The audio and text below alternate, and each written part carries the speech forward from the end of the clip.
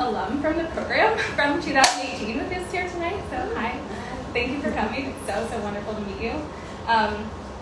The FIT Gen Space Scholars Program is supported jointly by the Academic Affairs Office and the Office of the President at FIT. We host several fellows each year. Every spring semester they come to the lab and they do a project at the intersection of sustainability and biodesign. So this introduction, we've welcomed almost 20 scholars, including notable alumni like the team from Wearable, which is a biomaterials company that develops fibers with tailored aesthetic and performance properties using synthetic biology, which is really cool.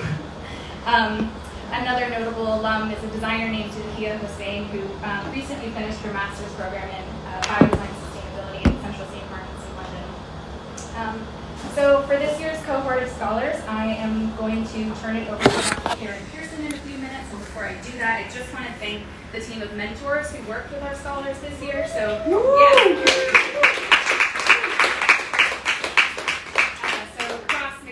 Michael Clear, Emma Nash, and Doni Markudalis. Yeah! Thank you so much for lending your time and expertise and really teaching our scholars how to excel in the lab. Okay, so now I'm going to introduce Dr. Pearson from FIT, who has one of the most stellar scientific bios I have ever read. But she is chair of sustainability and the Department of Science and Math at FIT, and she is a chemist by training with numerous accolades, including the recognition as one of the top 100 most influential women in STEM. Yeah. Thank you, and I really want to give a shout out to our mentors and the community members who are not formal mentors, who do mentor our students. It's such an amazing opportunity for FIT students to collaborate and FIT faculty to work with you in this lab. So first and foremost, we need to thank the Gen Space team. They're amazing. We have been making this program happen and grow since 2018. That makes me very happy, and we're looking to have it continue to be a robust opportunity for FIT students who you might not traditionally think of as working in the biotech space. So, Casey has really partnered over the last 2 years with me. She, by the way, has a really great scientific background herself, so I'm not really sure what she was talking about. But she's a great partner for how important it is to talk about science, to think about science from different angles with different expertise, and to look at these intersectional points.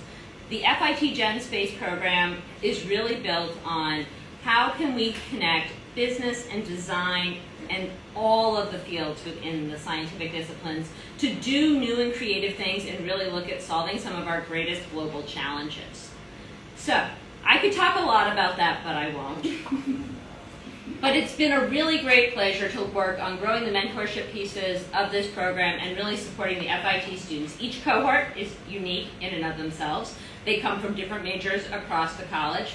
This time we have students who are representing, we've done a great job representing a wide range of schools, but we have 2 students who are from the School of Art and Design and 2 students who are from Business and Technology.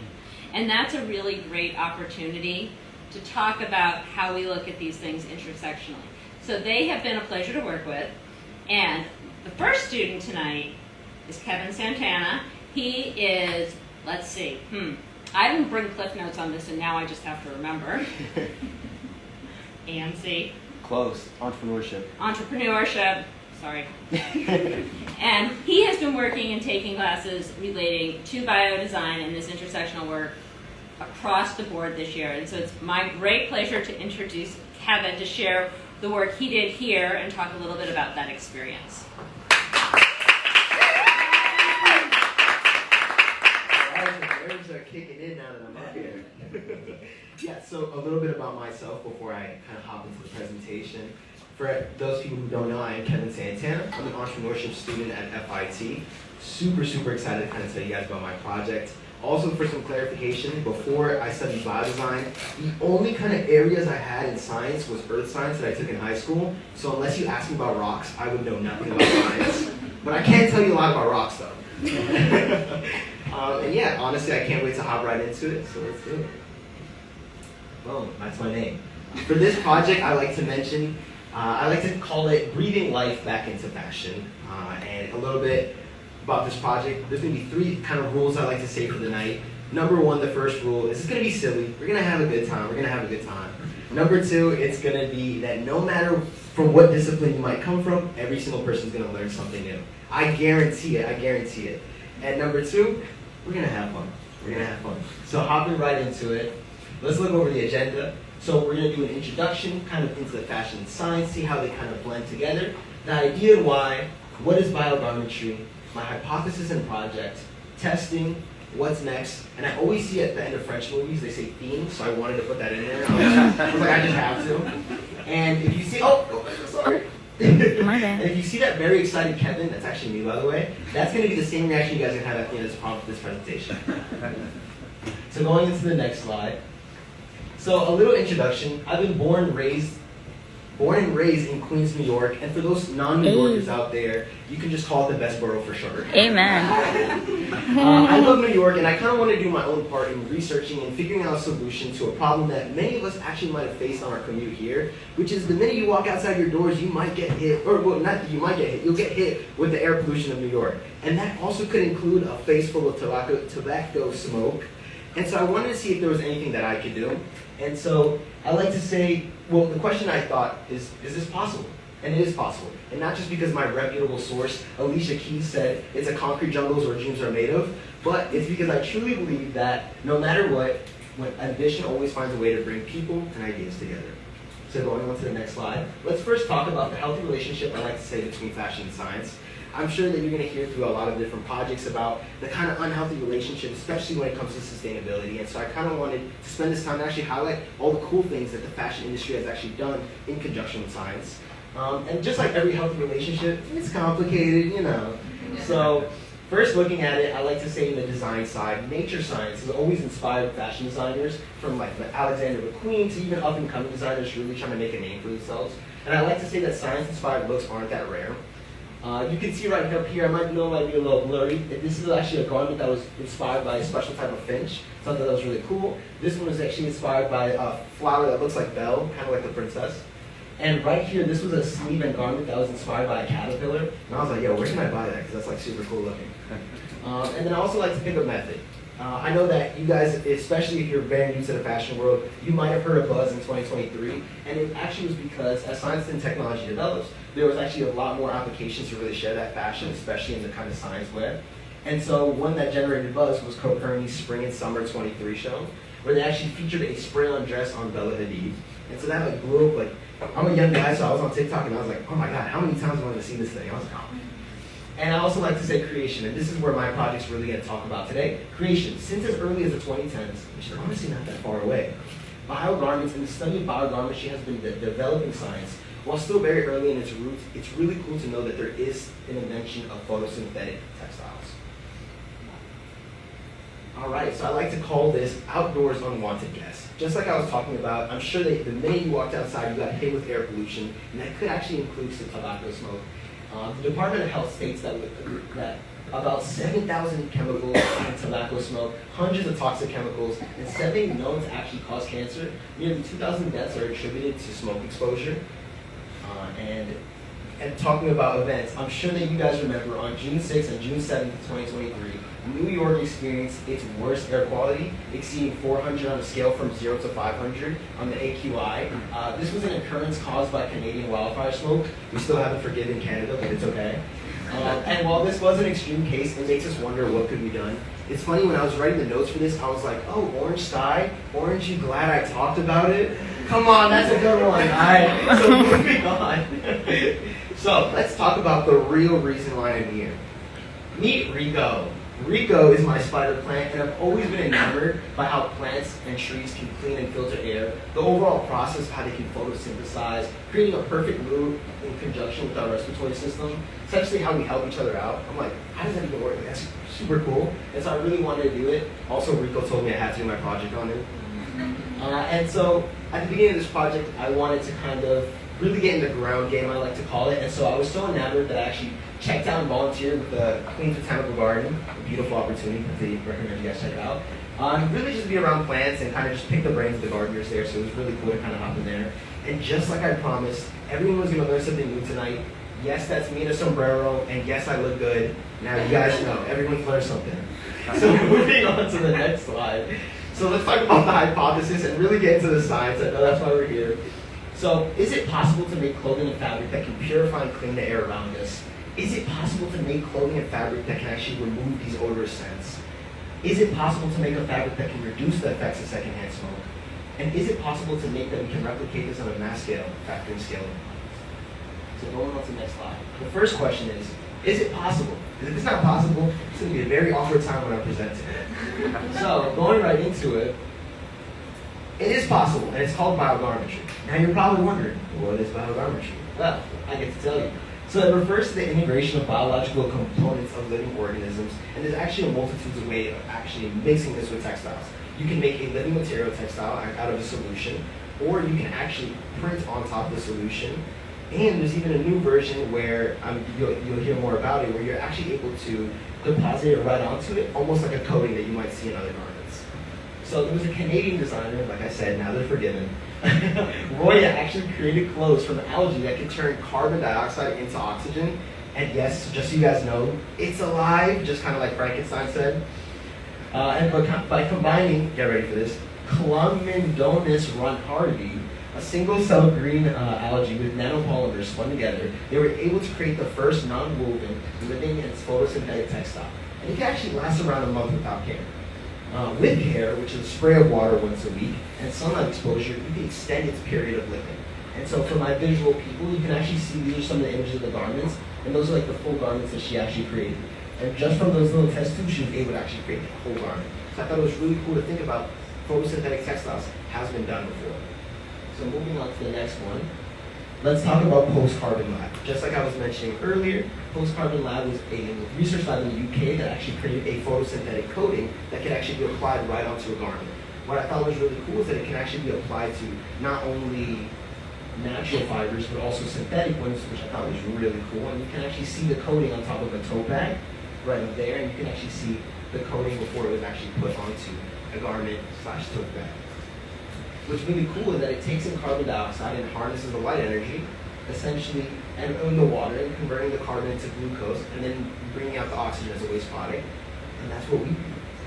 And another cool thing is it actually also explored applying bacterial pigment dyes, which allow color microbes to be woven into textiles and minimize wastewater, which you can see right here on this bottom part. It's a really cool project, and I honestly had so much fun reading it. And if anybody wants to learn more, hit me up after this, and I'll send you the article. It's super cool. Moving on. So, going back to the question, now that we know it is it possible to make a clothing fabric that can purify or clean the air around you, reduce odor scents, reduce the effects of secondhand smoke? And if so, can we replicate this on a mass scale? So, I want to share with you guys a study and a whole project that I actually found regarding this. So, an experiment by the University of Rochester, Delft University, and Cadley Institute of Nanoscience, they actually did a whole experiment, get ready for this, Chlamydonis reinhardtii, that they were actually able to print straight onto the agar or bacterial cellulose. My project is a follow-up on this study to see and examine how changes and possible differences can actually lead to enhanced or new attributes.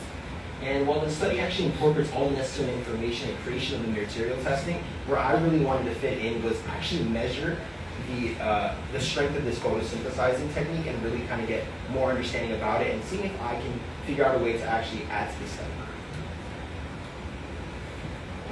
So, I want everyone to read this title where it says the algae with me. 1, 2, 3. Algae, the judge of that. Do you see what I'm saying? Like, when I was writing that, I felt like Einstein. I was like, algae, the judge of that. Oh man, I was like, whoo. So after the algae grows, and that's the current stage I'm at right now because it does take time to grow. After the algae grows, the next stage is actually to print or deposit the microalgae as an ink onto either a cellulose fermentation of, get ready for this. I always like saying get ready for this when I butcher the names of these names because they're super long. I'm like, how do I say this? For Gluconosobacter hansi, get ready for this, Comogaitabacter radicus, or you can actually print it straight onto minimal agar. And I remember the first time when I was doing this experiment, I thought minimal agar was just a way of saying, oh, just like a small amount of agar. And then I found out that doesn't work. And so I made a crazy like toxic like version of a bar, and it didn't stick. But the good news is I learned. So going back to it, another cool thing about the study is actually the durability is enhanced when you actually print it on the bacteria cellulose. I thought it was really cool.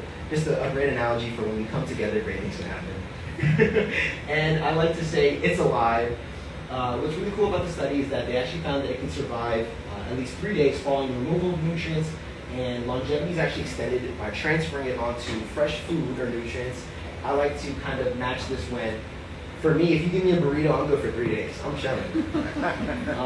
Another cool thing that I really liked about this study was that it really kind of leaned into the circular nature, so much so that it actually can be deconstructed by a sideshow treatment and used as a recycled source for the generation of other living materials. And you can actually use the same materials going right back into the same project. So I really like the idea of that whole circular aspect, and I thought it was really cool that they pointed that out. And another real cool thing is that samples with light exposure actually perform way better than samples that had very minimal light exposure or none at all. Really kind of cool, especially because at the end of the day, it is a plant, so that's pretty cool. And after the creation of the sample, or I like to call it Fred, I was really trying to come up with something clever to say Fred, but I'm like, I'm just going to name the little tiny shirt Fred. Following the research, I really hope to actually try it with a moss, or even kind of incorporate more of a complex plant like Rico, the spider plant, kind of just be able to one-up Rico and be like, yeah, I made a better photosynthesizing version of you. And the goal is really to create a more artificial leaf from the same or possible alternative plant. So the different tests that we're actually going to be using to kind of be able to measure the effectiveness of this, I like to say, the first is our air purity test. So this actually will assess the textile's ability to purify the air, and it'll be exposed to household cleaners or paint. That's why there's a big paintbrush on the side right there. Over a 20-minute interval, testing every 5 minutes the CO2 and the VOCs. For those who don't understand, VOCs are volatile organic compounds, and you guys know what CO2 is. And there would be a control group, a box without the textile. The experiment, the box with the textile inside of it. Experiment 2, box with a small house plant. And for those wondering why there's a cookie jar on the screen, it's not because I just like cookies. And I swear I didn't eat the cookies in there. It was empty when I had it. The reason why it's cookie jar is that I wanted a large enough container that there was able to accumulate kind of enough air, but also that it was glass. Because you guys will see why I needed to be glass. So moving on to the next. The next test I like to say is the odor reduction test. And this is to assess the textile's ability to reduce the effects of odor and odor concentration of garlic and onions. So very similar to the same experiment, we set up the same way. There'd be a box without a textile, a box with a textile, and a box with a small house plant, testing reduction of odor concentration and documenting the strength, I like to say, via the human olfactory receptors. And so I like to kind of say that once I have this set up, I can just go to any new GenSpace member and be like, hey, you want to help out? And just get them to smell onions and garlic. And before I get into the next slide, there's a story with it that I was like, I told Casey right before I did this presentation, I was like, I gotta tell them the story. So when I first became a GenSpace scholar, Casey gave me one rule. Well, technically she gave me a bunch of rules, but I kind of terms and conditioned it. I was just going at the bottom. And there was one rule that specifically stuck with me that I still to this day remember. And it was the rule where she said, Kevin, do not start a fire at GenSpace. So I did the only reasonable thing, and I had to start a fire at GenSpace. But before everyone was like, no, my beautiful community biolab is gone. Don't worry, guys, it's not that big of a fire. So you can actually see, it's a burn test. Don't worry, we still got GenSpace. And so this test is actually to assess the textile's ability to reduce the effects of secondhand smoke when in contact with incense, a very similar thing that releases the same particulate matter. And that's what this would do. It would be testing the reduction of the particulate matter rating and comparing that to, you guys guessed it, a box with no textile, a box with a textile, and a box with a small house plant. And so I'm a big vision person, so I like to think about possible visions. What could the textile be used for in a future application? One idea that I came up with is greening shades. So let's say, you heard of blackout shades, but what about the natural opposite to blackout shades, where instead of just covering the world, you get to let light and fresh air with a sense of naturalness into your home, especially by the ability to kind of create this real big fresh air. Also, you can think about construction tarps. Construction sites are usually packed with VOCs and particulate matter. Due to the construction, what if we can do a part in limiting this? And then finally, garments, a new way to connect and experience your clothing naturally. A piece of clothing that will literally grow on you, And for my wise mentor, he literally said this funny joke, and I still remember, which he was like, now every single time someone passes by a moss plant, they can be like, no way, that's my shirt. And I like to leave my presentation with this. Not everyone will be a great scientist, but every time you start, you have the makings of a great scientist. Like Edison, Einstein, Newton, and Bill Nye the Science Guy. If an entrepreneur's job is to fail and fail fast, then every scientist in this room is one of the many great entrepreneurs of this decade. So go ahead, fail. It might just be the most scientific thing you can do. Yeah. Thank you.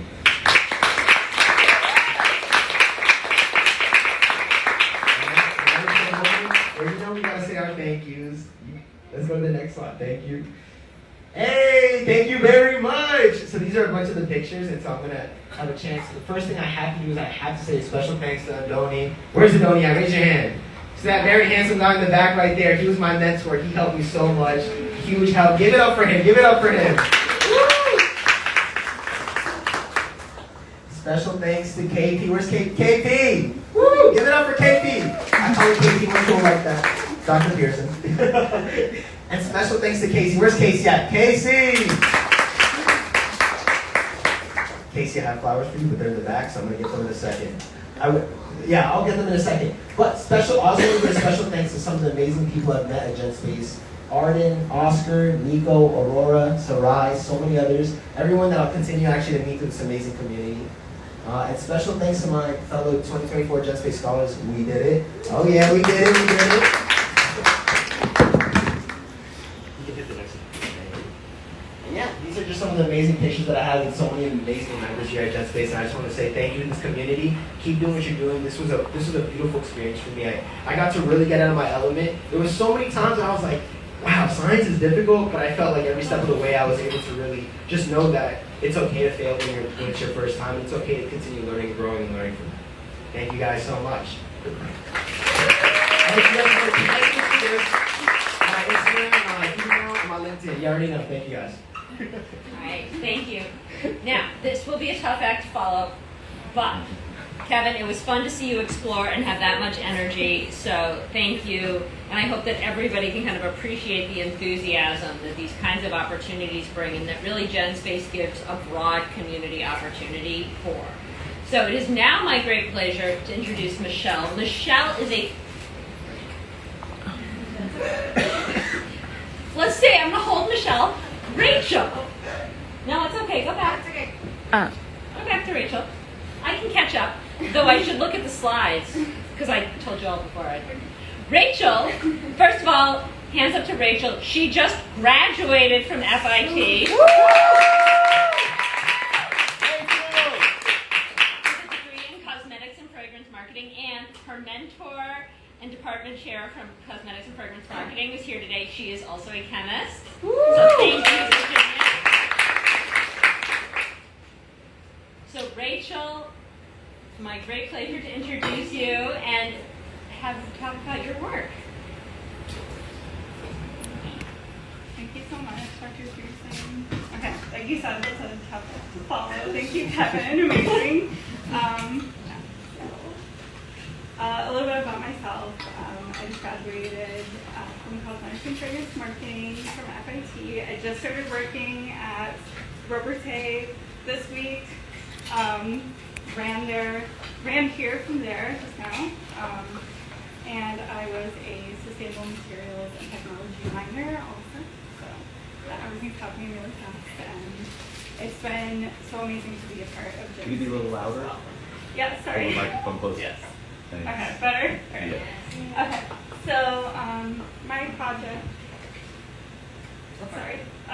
was about biomanufacturing food fragrance from a filamentous fungus. So when you think about a fragrance, I think most of us would think about a finished fragrance or even a scent. You would think about the way you interpret it and the way it affects you.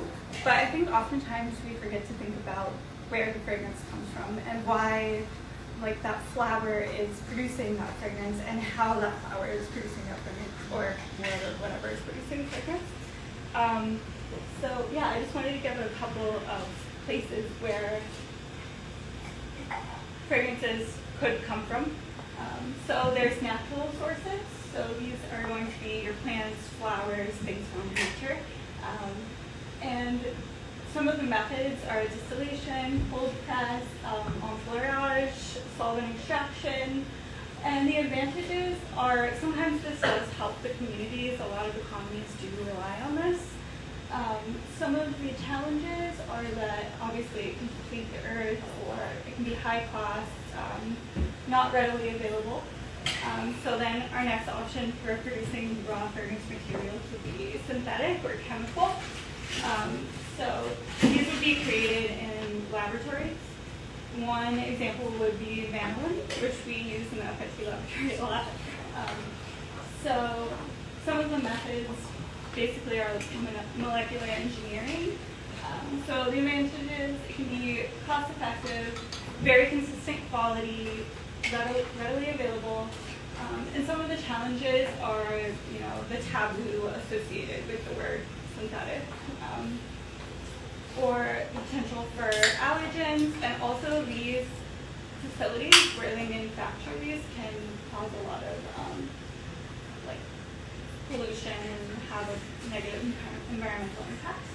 Okay, so the third one we're going to talk about that we focus on at Gym Space is microbial production. So these are produced by microorganisms through genetic engineering. So microorganisms such as bacteria, yeast, or fungi. So some of the examples are scents like linalool, citrulol, and then the methods, as I said, are metabolic engineering, fermentation, and genetic modification. So the advantages, it's scalable, sustainable, and you can produce rare scents that you might not be able to get so readily available in nature.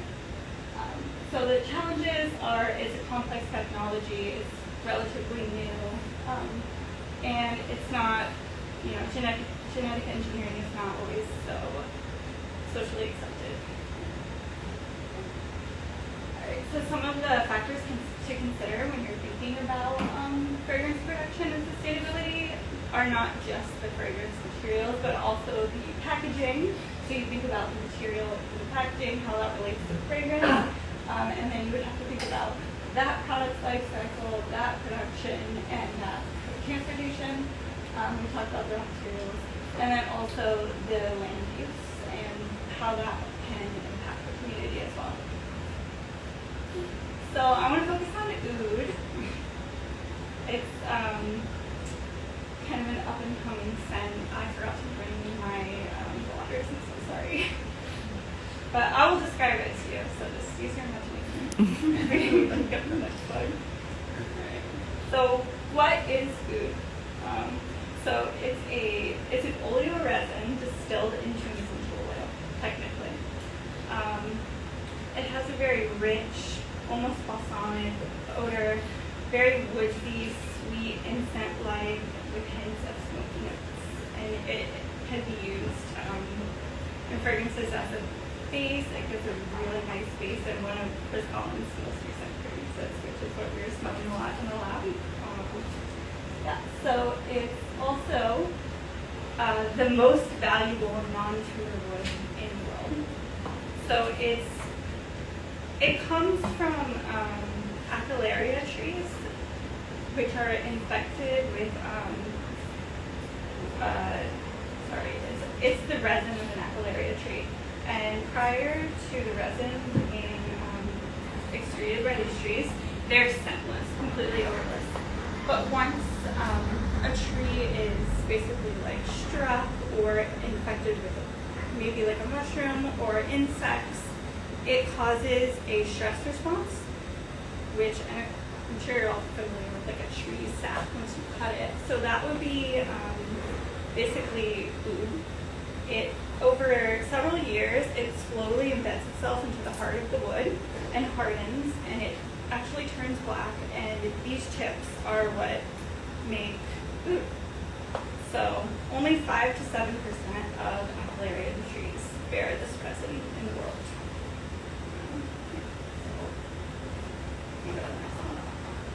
So what makes food so unsustainable? So it's rapidly growing in popularity. It's in several of these new high-cost popular fragrances. It's especially surging in the West. It's always been a part of the olfactive heritage of the Middle East and Southeast Asia. But recently it has moved over to the West and been surging in popularity here in fine fragrances. So the demand is driving up for sure. And if you remember that I said only 5 to 7% of these trees are even produce food. So it's highly poachable. And in the last 150 years, the population of aquilaria trees has declined by 80%. So that drastically reduces that 5 to 7% as well. So it's now classified as a critically endangered species. So now we're going to talk about using biotechnology to produce scents. So DNA within the cells code for the proteins that produce the scents, and also DNA within your body codes for the proteins that you use to smell those scents. So just for one example, not everyone has the ability to smell asparagus. So there you go. So your body would have to produce that protein. Yeah. So the proteins allow you to detect that scent, and they also create that scent. So we're going to talk about that. So our plan was to use the biotechnology to manufacture some of the compounds found in food. Is a very complex scent.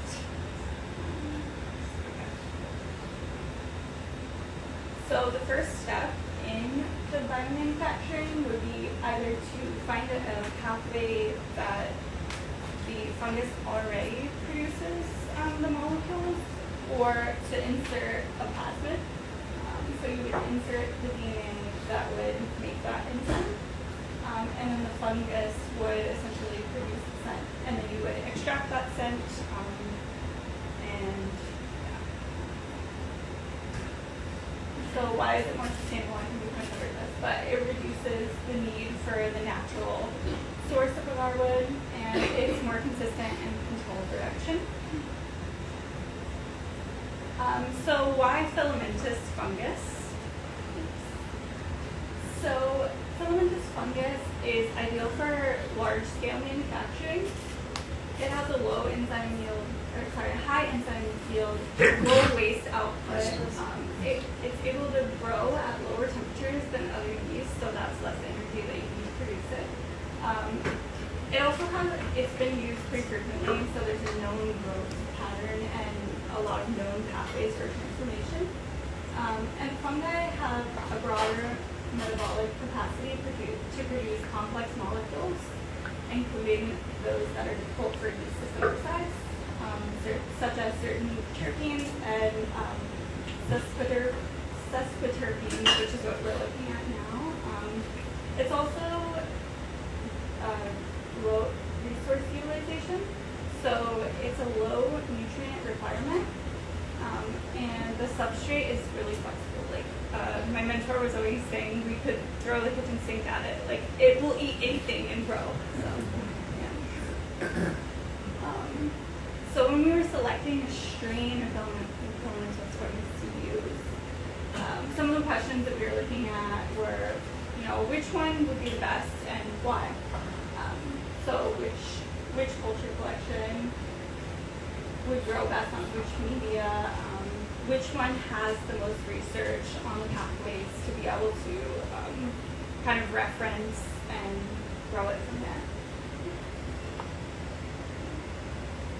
So we went with this one, which we called ATCC 56761 for short. That's its nickname.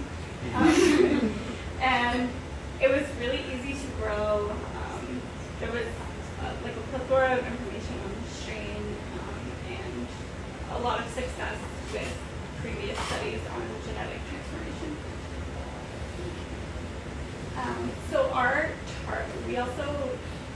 kinds of target like of these terpenes that we wanted to produce, because there are over 103 found in oud. So you can get like the basic scent with just these 9 distinct SCPs, terpenes, chemical skeletons. So these are the 9 most commonly found. And if you had these 9, it would smell like oud. So when we were growing it, which this is kind of as far as we got, we did transfer it a lot, but yeah, we weren't able to transform it. But we learned a lot in the lab just about troubleshooting, and a lot came up. I know Casey is, I had her number dialed a lot. So yeah, there's contamination. I don't know if you can see it here, but there's like some mold growing on some of these here and here. And another challenge with using fungus is we had to find a non-sporulating strain to use in the lab, because the spores tend to contaminate everything, so that was another challenge. Yeah, we just learned a lot of techniques about avoiding contamination. It's a huge part of the project. So what our next step would have been for engineering the pathways would be to engineer a pathway for the terpene production, and then once we were successful there, we would do odor expression, and then after that we would concentrate the oil, and then next we would test our oil against oud, the natural oud, with a GCMS spec for quality assurance. So to sum it up, I think that we should really think about addressing the taboo associated with synthetic fragrances and focusing on everything being natural, because I think that there are a lot of bioprocesses that could keep these natural ingredients around for longer. By 2029, the larwood market is expected to reach $64 billion, which is definitely not sustainable at the rate that we are harvesting now. And I would love to thank everyone at Ginspace, my mentor, Michael Clear, of course, Casey and Dr. Pearson, and Virginia.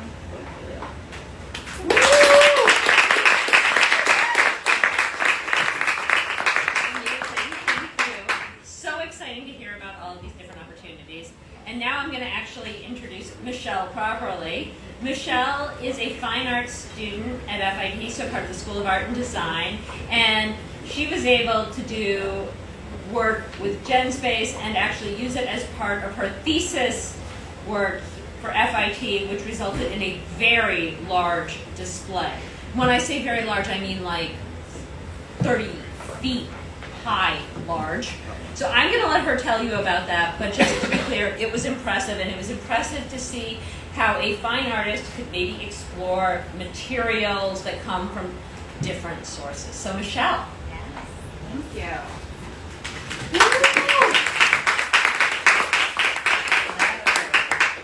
So I'm going to do some storytelling from the point of view of an artist, and yes, I am not your traditional FIT student that you would imagine. After many careers and different dream jobs, I decided to actually study what I really wanted to study back in the day, and I just completed my fine arts program at FIT. So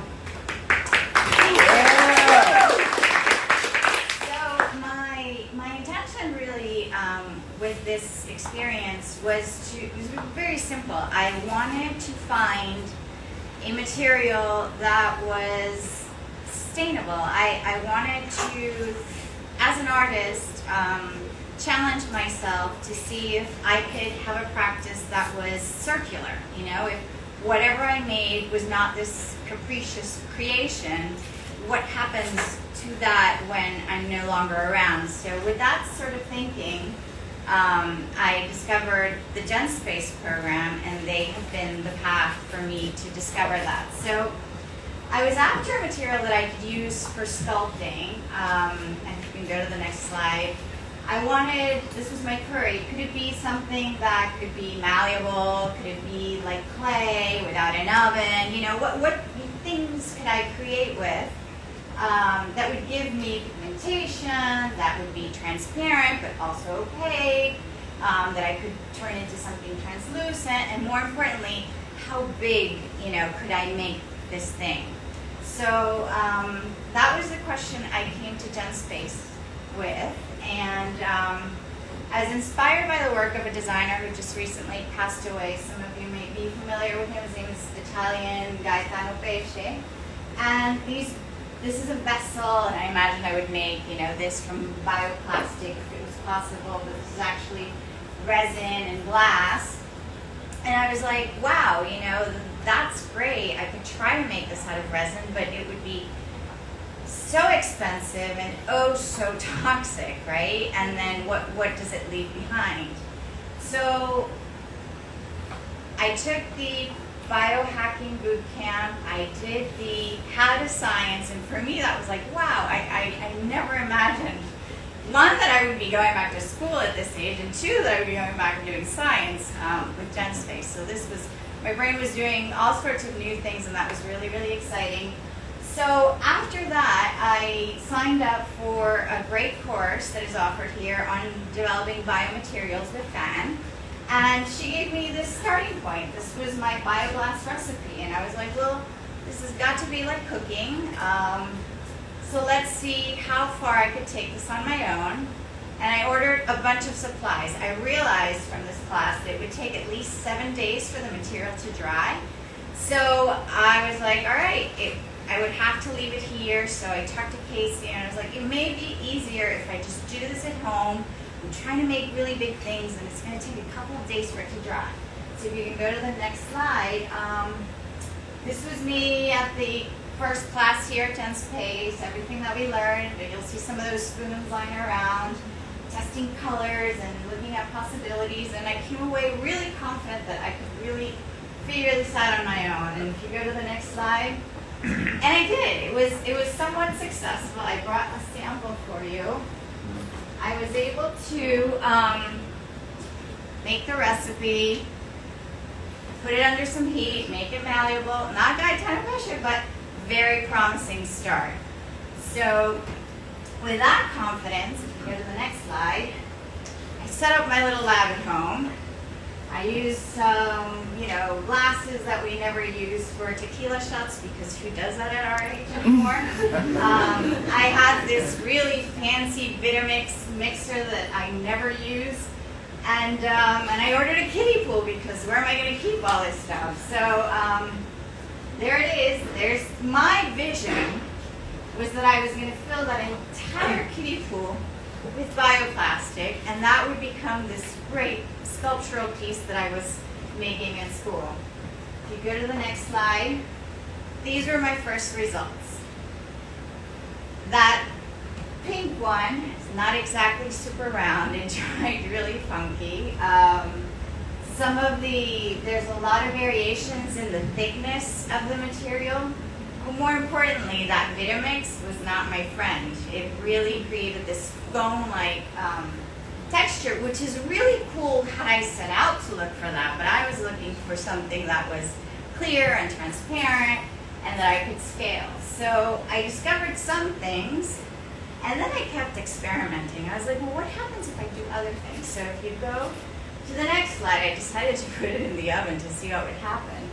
And to see if it was malleable, right? If I could go back to this thing, but that didn't happen. This was far, far away. And then I decided to put it in the oven, and I got this really creepy skin-like stuff, which is fantastic for a different piece in the future, but not what I was trying to make for my thesis. So after I did some heating, I did go to the next slide, and thank you for cooking for me. I decided, well, could I paint with it, What if I spread really thin, layers of this material in different shades? It's looking really promising, but it was to take forever, and it just wasn't cutting it at home anymore. So the other thing I tried to do was, could I control the shape? You know, could I make it from very small and just, you know, maybe going into that one pool was really ambitious. Maybe I just need to go from little to a little bigger. But once it dries, it warps, so it wasn't really going to deliver what I was hoping for. Another thing I did was, well, could I Jackson Pollock this thing? You know, could I just do a bunch of just throw the material and see how it would dry. And so it does interesting things, but not what I wanted it to do for this initial project. So the next slide, I put it back in the oven, and I put it on a painting I was working on. Interesting, but not what I was hoping to get with this exercise. So if you go to the next slide, I finally done enough learning curve on my own. I reached out to Ross, my mentor, and I said, here's where I'm at. Here's what I've learned. And he's like, well, you can keep trying this in the kiddie pool at home, but perhaps we can work together and see how you can scale the material. So this is our first attempt working together. We took that same recipe, the GenSpace bioplastic recipe, and we did some math. We did some mixing similar to what I did with the Vitamix. There's these trays, and there was something new in the mix that was different than what I had been able to do at home, which was degassing the material, right? Taking out the air so that we could get rid of the foam and the bubbles and have hopefully a beautiful clear sheet that I could work with and make malleable. And the results were beautiful, really beautiful, but they had that really hard foam backing because of the mixing. So I went back and I tried smaller versions of this, and I learned that, well, the only way to get a clear liquid is if you hand mix it. So I went back to Ross and I said, listen, I don't think we should mix it with the mixer. I think this needs to happen really carefully, but Ross knew better. And we found a different way to get a clear liquid that day. And if you can see, I took some of it home that remained, because I also wanted to see how thick it would dry. And if you click on the next slide, I made some mini versions. Could I make this malleable? How does it dry? So things are looking a lot better. My color applications are improving tremendously. I'm super excited. And then I have to think about my installation. And so the room for the thesis project for the senior class had 30-foot ceilings. So if I went with those little tiny pieces I was creating, they were not going to be very impactful or very visible. So those trays that you see, these are all different experiments of color application. The one on the end there, the foam that would form on the top from very gentle mixing, scooped it up and put that on a tray and let that dry and let that tell me what it could be. And again, you can see I'm being more artist than scientist in this journey, but it's been really fantastic to discover. So what happens if I apply iridescent paint? The colors, like for example, some of these were supposed to be black, but because the color of the material is like a gold, I couldn't really control the color either. So a lot of this was trial and error, and this was the second attempt. You can go to the next slide. And then the third attempt to scale was really cool because by then we knew that the mixing had to happen a certain way, that the degassing helped a lot to get a clear liquid, but a new variation was if we started with because the problem was when you're putting all of this gelatin together, it forms these gigantic clumps, right? So how do you do that? How do you scale it? I could have never done it at home. There was just really no way. I would still be mixing and hoping that I could get the size. But putting it in ice water made a huge difference, and that's how we got to clear liquid. So this was the third attempt. And these are all those pieces together, just so you can get a sense of the height of the room and how it was hung. And then this is the final result, how we were able to scale the bioplastic. And this is what it looks like. I found those first pieces that came out. I thought they were really beautiful, so they were included in the exhibition. And surprisingly, we got covered by the Hyperallergic. I don't know if you know, it's an art and culture publication. And we got a shout out for the work on bioplastics. So that is the result of my journey, and thank you for listening.